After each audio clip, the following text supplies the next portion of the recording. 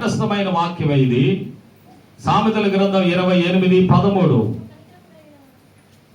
అతిక్రమములను దాచిపెట్టువారు వర్ధిల్లరు, వాటిని ఒప్పుకొని విడిచిపెట్టగలిగితే దేవుని కనికరాన్ని పొందుతావు. గట్టిగా చప్పట్లు కొడదా.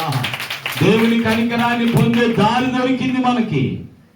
దేవుని సన్నిధికి వచ్చి దేవుని కనికరాన్ని పొందగలిగిన దారి ఏంటంటే, దేవుని సన్నిధిలోకి వచ్చిన మనం కాలక్షేపం కొరకు వచ్చి వెళ్ళకూడదు. అటెండెన్స్ వేయించుకోవడానికి, కనబడిపోవడానికి దేవుని సన్నిధికి వచ్చి వెళ్ళకూడదు. ఒకవేళ రాకపోతే పాస్టర్ గారు మరలా ఫోన్ చేసి అడుగుతారేమో అన్న ఉద్దేశంతో దేవుని సన్నిధికి వచ్చి ఆ దైవజనుడి ద్వారా మరలా అడిగించుకోవడం దేనికని, కనబడిపోవడం కొరకు కాదు. కానీ దేవుని సన్నిధికి వచ్చిన మనం ఏదైనా అతిక్రమాలు మనలో ఉంటే వాటిని సన్నిధిలో ఒప్పుకుందాం. ఒప్పుకోవడమే కాదు, ఒప్పుకున్న దాని నుండి మనం విడుదల పొందుదాం. ఇంకెన్నడూ దాని జోలి వెళ్లకుండా ఉందా. అతిక్రమాలు దాచిపెడితే వర్ధిల్లరు, వాటిని ఒప్పుకొని విడిచిపెట్టాలి. పాపం చేసేవాడు, అయ్యా నేను పాపం చేశాను, ఆయన ఒప్పుకొని మరలా రేపు ప్రారంభమైంది కదా, మరలా రేపు పాపం చేసి రేపు సాయంత్రానికి మరలా ప్రభువా పాపం చేశానని ఒప్పుకోవడం వల్ల ప్రయోజనం లేదు. పాపం చేసిన నీవు ఆ పాపాన్ని ఒప్పుకొని రెండవది విడిచిపెట్టాలి. ఇంకెన్నడూ ఆ పాపం జోలిలో వెళ్ళకూడదు. ఒక స్త్రీతో చెప్పాడు, మీలో పాపం చేయని వారు ఎవరైనా ఉంటే ఈమెను రాళ్లతో కొట్టి చంపండి అన్నాడు. అందరూ పాపం చేశారు కాబట్టి రాళ్ళన్నీ కింద పడేశారు. అప్పుడు యేసయ్య అంటున్నాడు, అమ్మా ఎవరు నిన్ను శిక్షించలేదా అంటే, అయ్యా లేదయ్యా ఎవరు నన్ను శిక్షించలేదు. ఇప్పుడు చూద్దాం ఆ మాట. యోహాను సువార్తలో ఆవిడ మనకు కనబడుతుంది. యోహాను సువార్తలో 8వ అధ్యాయంలో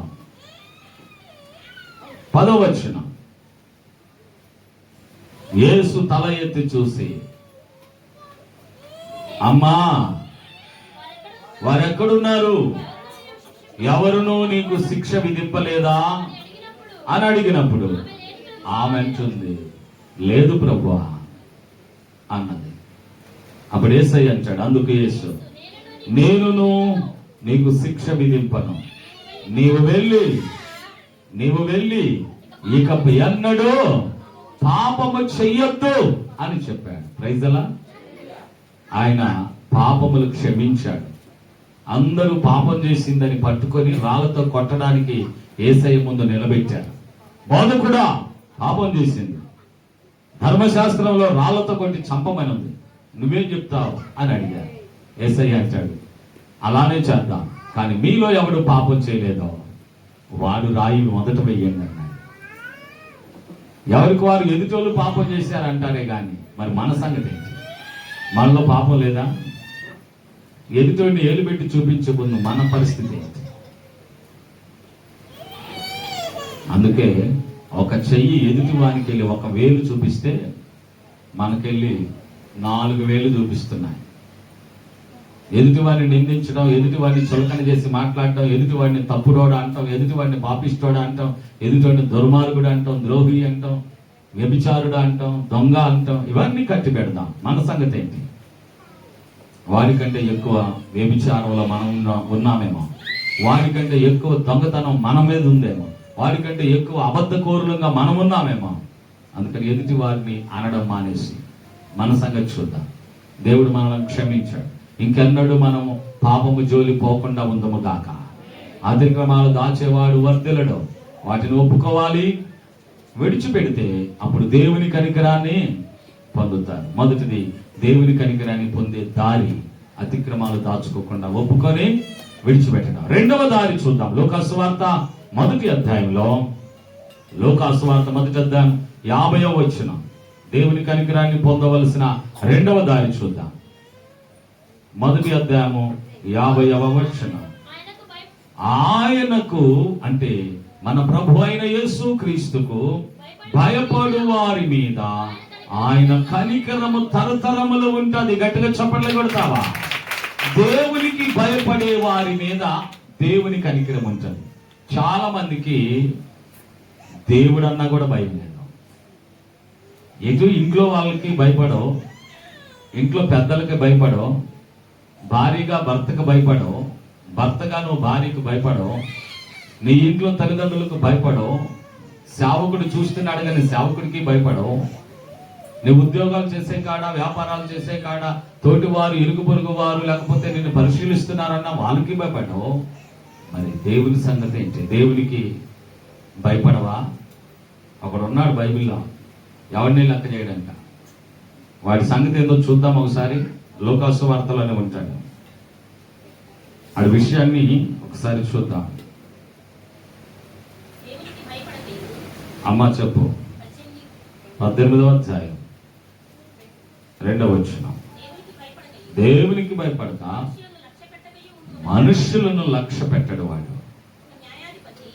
వీడు మళ్ళా న్యాయాధిపతి.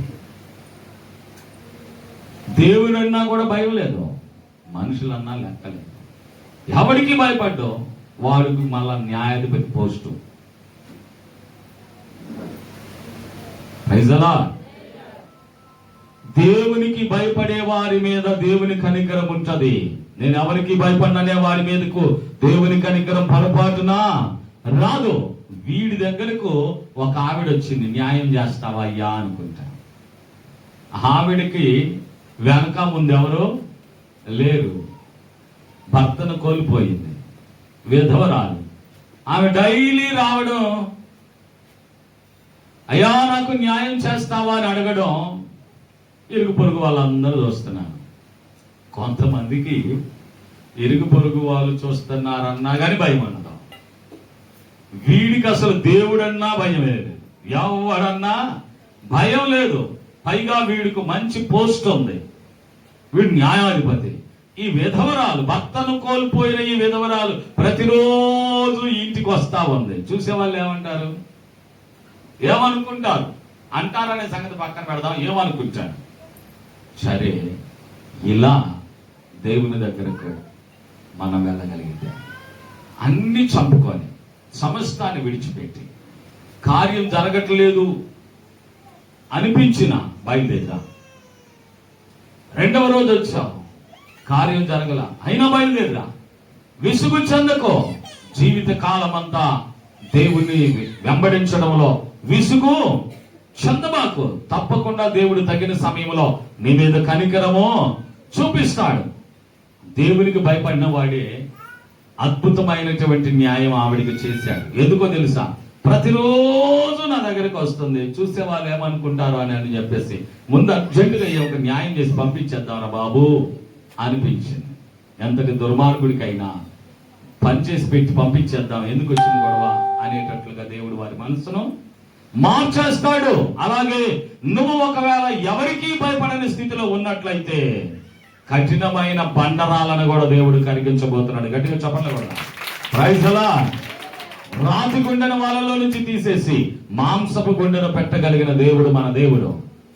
నీళ్ల తాకిడికి రాళ్ళు కూడా కరిగి గుండ్రాళ్ళు అవుతా ఉంటాయి. నీళ్ళలో కొట్టుకు రావడం ప్రారంభిస్తే కరుకు రాళ్ళు కాస్త గుండ్రాలుగా మారిపోతాయి కొన్ని రోజులకు. అలాగే తల్లి, నువ్వు కన్నీళ్ళ ప్రార్థన ఎప్పుడైతే ప్రారంభిస్తావో ఆ కన్నీటిలో నీ కరుకైన నీ భర్త కొట్టుకు రాడంటావా? ఆ కన్నీటి ప్రవాహంలో కరుకు లాంటి, గరుకు లాంటి, రాతి గుండె లాంటి నీ భర్త ఆ కన్నీళ్లలో కొట్టుకొచ్చి సన్నిధిలో అతడు మోకరించేటట్లుగా నీ కన్నీరు మార్చును గాక. Praise the Lord. ఆడు గుండ్రాయిలాగా మారిపోతాడు, ఎక్కడ పట్టుకున్నా సాఫ్ట్ గా మారిపోతాడు. ఇంత మంచివాడు ఎప్పుడయ్యావరా? నీకే ఆశ్చర్యం కలిగేటట్లుగా. ఎప్పుడు జరుగుతుంది? నువ్వు కన్నీరు కార్చినప్పుడే జరుగుతుంది. ఓకే ఓకే, నా సబ్జెక్ట్ అది కాదు. దేవునికి భయపడే వారి మీద దేవుని కనికరము నిరంతరము నిలబడుతుంది, తరతరాలకు ఉండిపోతుంది. దేవునికి భయపడు.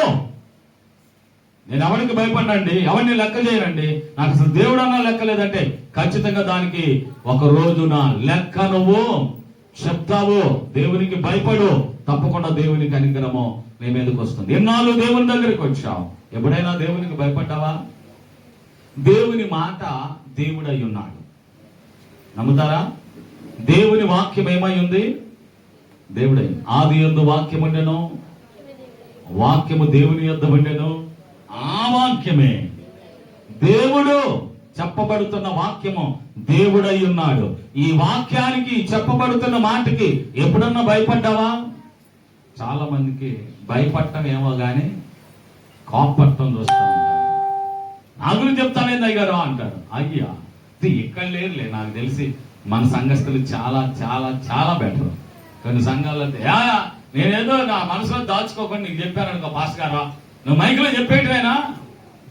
పాస్టర్ గారు నిలదీ బాధపడి భయపడి సరి చేసుకుంటారని ఒకవేళ సేవకుడు చెప్తే పాస్టర్ గారు నిలదీయటం, పాస్టర్ గారు నా గురించే చెప్పాడని పక్క వాళ్ళ చెవుల్లో కొరకటం, ఇక పాస్టర్ గారి గురించి చెడుగా చాటింపు వేయటం ఆనవాత అయిపోయింది. హలో వినండి, దేవుని వాక్యానికి భయపడుదుముగాక. భయపడేవారు ఏం పొందుతారో తెలుసా? దేవుని కనికరాన్ని పొందుతారు. కనికరం పొందితే ఎన్ని మేలులు ఉన్నాయో ముందుగా నేను మీకు చెప్పాను.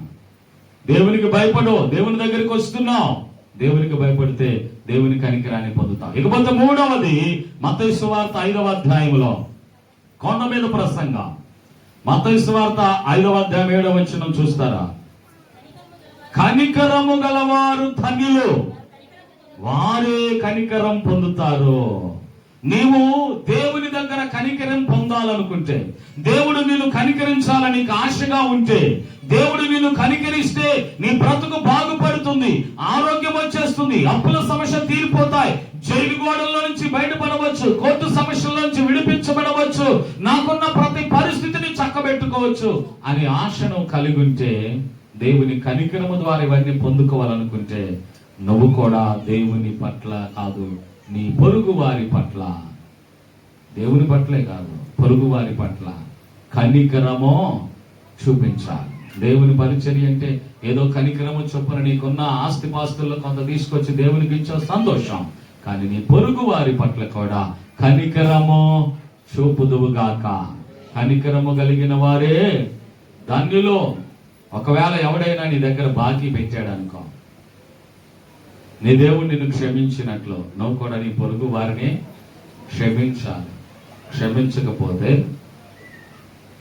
నీవు క్షమించబడావు, కనికరించకపోతే నువ్వు కనికరించబడావు. 3 విషయాలు చెప్పాను. దేవుని కనికరం మనం పొందడానికి మొదటి దారి అతిక్రమాలు దాచుకోకుండా వాటిని ఒప్పుకోవాలి, విడిచిపెట్టాలి. రెండవది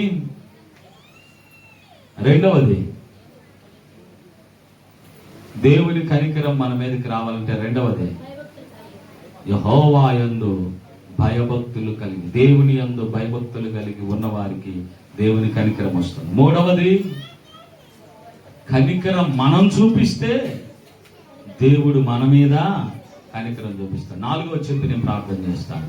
రైట్, బైబిల్ గ్రంథంలో తిమోతి మొదటి పత్రిక, తిమోతికి రాశాడు పౌలు గారు, మొదటి పత్రిక 1వ అధ్యాయం. తిమోతికి రాసిన మొదటి పత్రిక 1వ అధ్యాయం 12వ వచనం చూస్తారా? పూర్వము దోషకుడను, హింసకుడను, హానికరుడనైన నన్ను తన పరిచర్యకు నియమించి నమ్మకమైన వానిగా ఎంచినందున నన్ను బలపరిచిన మన ప్రభువు అయిన క్రీస్తు యేసుకు కృతజ్ఞుడనై ఉన్నాను. తెలియక అవిశ్వాసము వలన చేశాను కాబట్టి నేను కనికరించబడ్డాను. ఒకప్పుడు దోషకుడవే, ఒకప్పుడు హానికరుడవే, ఒకప్పుడు దుర్మార్గుడవే, దుర్మార్గురాలువే. ఒకప్పుడు మరి సన్నిధికి వచ్చావు, ఒప్పుకోవాలి. తెలియక చేశాను, నాకంత జ్ఞానం లేదప్పుడు, ఇప్పుడు తెలిసింది. చేస్తావు మరి? తెలిసి చేస్తే చాలా ప్రమాదం. తెలియనప్పుడు చేశావు కాబట్టి అంత దుర్మార్గుడుగా బ్రతికిన నిన్ను, అంత పాపిష్టి వ్యక్తిగా బ్రతికిన నిన్ను, అంత దుర్మార్గురాలుగా జీవించిన నిన్ను, అంత పాపిష్టి బ్రతుకులో ఉన్న నిన్ను తెలియక చేశానని ఒప్పుకోవడం వల్ల దేవుని కనికరమో పొందుకోగలుగుతున్నా. తెలియక చేశావు, ఇప్పుడు తెలిసి చేస్తే కనికరం రాదండి. ఇప్పుడు నీకు అన్ని తెలుసు, ఏది మంచో ఏది చెడో, ఏది చెయ్యొచ్చో ఏది చేయకూడదో ఇప్పుడు అన్ని నువ్వు దేవుని సన్నిధిలోకి వచ్చి వింటున్నావు, అర్థం చేసుకుంటున్నావు. కానీ తెలిసి తెలిసి పొరపాటులు చేస్తే ఇప్పుడు దేవుని కనికరం నీ మీదకు రాదు. ఒకప్పుడు తెలియక చేశావు, దానిని ఒప్పుకున్నావు, అందుకే నువ్వు కనికరించబడ్డావు. తెలియక ఏదైనా తప్పు చేస్తే కనికరించబడతావు. ఇప్పుడు తెలిసి చేస్తే కనికరించబడవు. గుర్తుపెట్టుకుందాం.